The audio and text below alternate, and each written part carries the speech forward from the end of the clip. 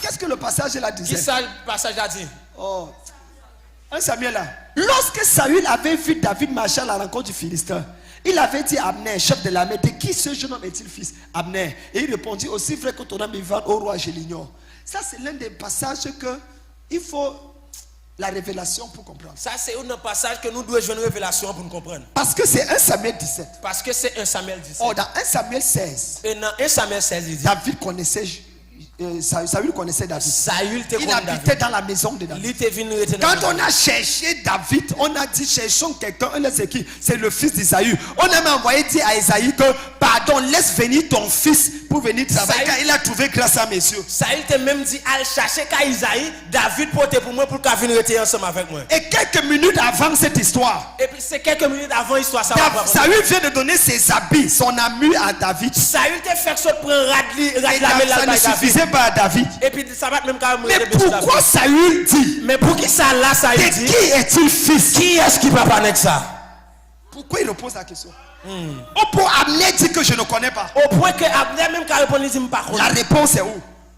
C'est la première phrase. Réponse dans la première phrase. Lorsque Saül avait vu David marcher à la rencontre. Les Saül ou David qui marché pour la rencontre. La démarche de David. Démarche David a reposé les questions sur son identité. Il fait commencer à reposer les questions sur qui est. Le cas si on connaît ses frères. On connaît frère monsieur. Ses frères sont tous dans l'armée. Frère monsieur dans tout. Il ne marche pas comme ça. Son père on le connaît. Papa, il ne marche pas comme ça. Mais en réalité, de qui est-il fils? Qui est-ce qui il marche différent. Parce qu'elle pas marcher. C'est comme si son père qu'on a montré n'est pas son vrai père. Papa parle tout. Trouvons qui est son père. On cherche qui est-ce qui parle. Et je reviens loin derrière. Et puis qu'on y a fort retourner. Pourquoi la question est importante? Pour qui ça question est importante? Numéro 1. Premier bail là. David était différent de tous ses frères. Il était différent de tous frères. Il était blond. Il était blond. Tous les autres n'étaient pas blonds. Et puis l'autre pas de blond. Tu es noir. Ou noir. Maman est noire. Maman noire. D'où vient le métis? Qui côté métis ça sorti de venir là? C'est l'enfant de qui? Petite question. Tu es blanc. Ou blanc. L'autre est blanc. D'où vient l'enfant noir? Côté faire petite noir ça. Il y a eu tricherie quelque part. Gon tricherie au côté là. Deuxième point. Deuxième bagage. Quel est cet homme qui a son dernier fils? Qui gon dernier petit? Toutes les mamans. Leur premier enfant c'est leur chéri. Premier petit là c'est chéri. Tous les papas. Le dernier enfant c'est leur chéri. Dernier petit là c'est chéri. Dans le plan de la sociologie familiale. Dans le plan sociologie familiale là c'est comme ça. Mais voilà le dernier enfant. Mais qu'on y a dernier petit que le père n'aime pas. Que papa pas aimer. Il envoie tout le monde à l'école. Il voit tout l'autre à l'école. Mais lui il envoie au champ. Et puis dernier il voit le champ. Pour qui ça? Deuxième question. Deuxième question. Troisième. Je vais vous prouver que David n'était pas le vrai fils d'Isaïe. On va montrer nous que David pas de bon petit Isaïe. Je peux vous le prouver 4 sur table. Ma prouve ça 4 sur table. Troisièmement. Troisième bagage là. Lorsque Samuel est venu oindre. Laisse Samuel te venir. On dit à Esaü, appelle tes fils. Il appelle tout le monde sauf David. Il est tout le monde sauf David. Pourquoi? Pour qui ça? C'est quand tout le monde est rejeté. Ça veut dire tout le monde est rejeté. Dit, mais il n'y a pas quelqu'un d'autre. Avant qu'il dise, il y a encore. L'autre là. Amène-le. Il arrive là. Et quand il arrive, on le oint.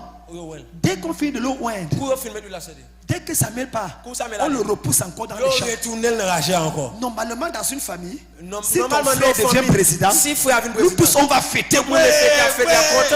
Mais personne ne fait. Mais aucun monde va fêter. On le renvoie plutôt au champ. C'est quoi ça? Qui bagaille ça? Numéro 4. Quatrième bagaille là. Quand lui-même il va raconter l'histoire. Lui-même il va raconter l'histoire. Quand lui-même il va raconter l'histoire. Il va dire. Il dit comme ça. Tu oindres ma tête en présence de mes adversaires. En présence de mes ennemis. Il ne dit pas en présence de mes frères. Il pas dit dans mes famille.